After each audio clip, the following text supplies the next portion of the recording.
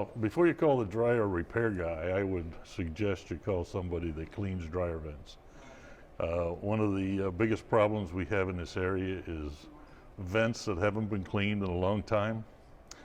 And when the vents get clogged, dryers don't work very well. Clothes don't dry well.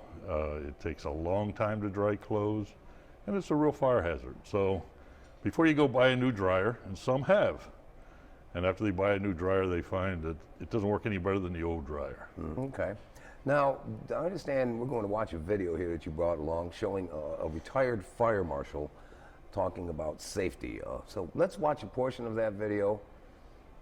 I'm a retired fire marshal from a fire department up in northern Illinois. I was with them for 27 years, investigated a lot of fires, and I wanted to underscore the importance of having the dryer vents cleaned. Predominantly, the reason for the fire was the lint in the vents.